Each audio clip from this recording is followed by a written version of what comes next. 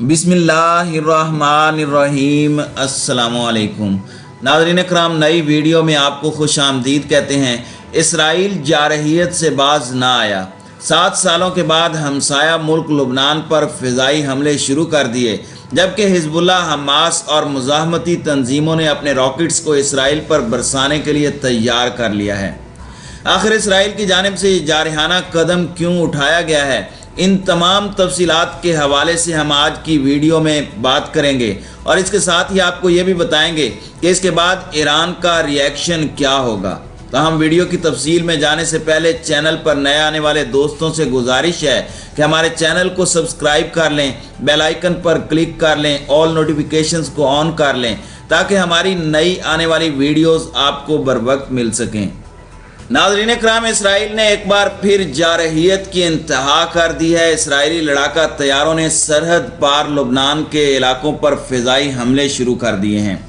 Israeli फ़िज़ाइया की जानिब से ट्वीट किया गया है कि लुबनान से इसराइली इलाके में जो रॉकेट दागे गए थे, उसके जवाब में इसराइल ने लुबनान पर भारी एयर स्ट्राइक की है। इस वक्त लुबनान के अंदर सूरत हाल ये है कि बैरूत धमाकों की बरसी पर लुबनान पुलिस और मुजाहिरीन में तसादम हो रहा है। 1 साल पहले बैरूत में जो धमाके हुए, जिसमें 200 से ज़्यादा लोग हलाक हो गए थे, इसी दौरान इसराइल की जानिब से ये एयर स्ट्राइक लॉन्च की गई है। 2014 के बाद ये पहला मौका है कि जब इसराइल की जानिब से लुबनान की ईरानी हिमायत याफ्ता हिज़्बुल्लाह के ठिकानों पर हमले किए गए हैं। जो फुटेजेस जारी की गई हैं उसमें देखा जा सकता है कि कमर्शियल बिल्डिंग्स को इसराइली तैयारों ने निशाना बनाया, जिसमें बड़े पैमाने पर तबाही हुई है और इसराइल की जानिब से यह दावा किया जा रहा है कि उन्होंने लॉन्चिंग साइट्स और इंफ्रास्ट्रक्चर को निशाना बनाया जहां से रॉकेट लॉन्च किए गए। इस इलाके में एक इजाफी हदफ जहां से रॉकेट दागे गए थे, उसको भी निशाना बनाया गया है। नाज़रीन इकराम, इस वक्त लुबनान के अंदर हालात काफ़ी ज़्यादा ख़राब हैं। मुआशी तौर पर मुल्क बहुत कमज़ोर हो चुका है। फ़ौज को देने के लिए तनख्वाहें भी मौजूद नहीं हैं, जिसकी वजह से यह ख़दशा ज़ाहिर किया गया कि शायद लुबनान की फ़ौज ही ख़त्म कर दी जाए। इसराइली फ़ौज ने कहा है कि लुबनान को उसकी सरजमीन से शुरू की जाने वाली तमाम कार्रवाइयों का ज़िम्मेदार ठहराया जाएगा। जनूबी लुबनान के मुख्तलिफ मकामात पर यह स्ट्राइक की गई है और इसराइल की जानिब से कहा गया है कि यह उस हमले का जवाब है जो गुज़श्ता रोज़ इसराइल पर किए गए हैं। इसराइली फ़िज़ाइया का कहना है कि शाम में हिज़्बुल्लाह या ईरानी अहदाफ पर हम मामूल के मुताबिक हमले करते हैं, लेकिन 2014 के बाद ये पहला मौका है कि जब उन्होंने लुबनान में अहदाफ को निशाना बनाया। लुबनान में अल-मिनार टीवी की रिपोर्ट के मुताबिक, जो कि हिज़्बुल्लाह से वाबस्ता और उनके ज़ेर इंतज़ाम है, उसका कहना है कि इसराइली तैयारों ने तकरीबन सरहद से 7 मील अंदर महमूदिया के कस्बे के अंदर दोपहर 12:40 पर 2 हमले किए हैं। लुबनान की सरकारी न्यूज़ एजेंसी ने भी इन हमलों की इत्तला दी है, लेकिन तफसीलात फराहम नहीं की। नाज़रीन इकराम, यह दूसरा दिन है कि जब इसराइल ने लुबनान से रॉकेट फायर करने की इत्तला दी थी। 3 रॉकेट दागे जाने का कहा गया था, जिनमें से 2 इसराइल पहुंचने में कामयाब हुए और शुमाली कस्बे कैरेट शमूना में बड़े पैमाने पर आग लगी। 4 अफराद के ज़ख्मी होने की इत्तलाआत हैं। हालांकि इस हमले का फौरी तौर पर इसराइली फ़ौज ने जवाब दिया। आर्टरी के 3 राउंड इस इलाके की जानिब से दागे गए जहां से रॉकेट आए थे, जिसके बाद जनूबी लुबनान के इस इलाके के अंदर गाड़ियों में आग भड़क उठी, लेकिन इससे कोई जानी नुकसान नहीं हुआ। नाज़रीन इकराम, इसराइल मुसलसल खित्ते के अंदर हालात ख़राब करने के लिए कभी ईरान के तेल बरदार बहरी जहाज़ों को निशाना बनाता है और कभी शाम में हिज़्बुल्लाह, लुबनान और इस्लामी मुज़ाहमती तंजीमों के अड्डों को निशाना बनाता है, जिससे बड़े पैमाने पर नुकसानात भी होते हैं। माजी में भी इसराइल ने लुबनान की हिज़्बुल्लाह के ख़िलाफ़ एक जंग लड़ी थी, जिसमें हिज़्बुल्लाह ने इसराइल को ऐसी धूल चटाई कि इसराइल को इन इलाकों से दस्तबरदार होना पड़ा, जिन पर काफ़ी अरसे से उसने कब्ज़ा कर रखा था। अब की बार हालात ऐसे पैदा हो रहे हैं कि यूं लग रहा है कि किसी वक्त भी एक बड़ी जंग का पेश खेमा बन सकते हैं। नाज़रीन इकराम, दूसरी जानिब ईरान की जानिब से हिज़्बुल्लाह, हमास और दीगर इस्लामी मुज़ाहमती तंजीमों को ग्रीन सिग्नल दे दिया गया है कि अगर इसराइल की जारहियत बंद नहीं होती तो इसराइल को मिलकर तारीख साथ सबक सिखाया जाए।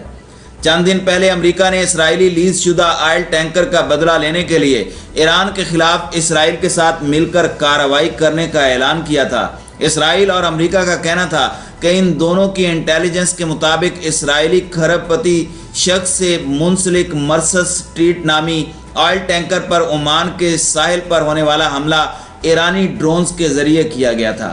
امریکی وزیر خارجہ اینٹونی بلنکن نے واقعے کو تجارت اور بحری جہازوں کی آمد و رفت کی آزادی کے لیے خطرہ قرار دیا، اور آج ایک بار پھر ایران پر ایک اور بحری جہاز کو ہائی جیک کرنے کا الزام عائد کیا گیا ہے۔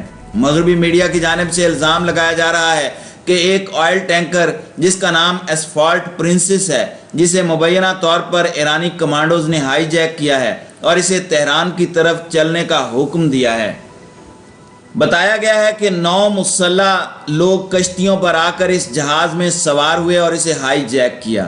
برطانوی رائل نیوی کی طرف سے بھی اس بات کو ممکنہ ہائی جیکنگ قرار دیا گیا ہے۔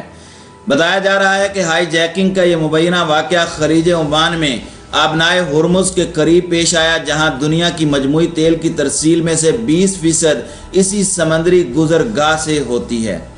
برطانوی میری ٹائم آرگنائزیشن کی طرف سے جاری ایک واقعے میں اس واقعہ کو مبینہ ہائی جیکنگ قرار دیتے ہوئے اس علاقے میں موجود دیگر کپتانوں کو متنبہ کرنے کی ہدایات جاری کر دی گئی ہیں۔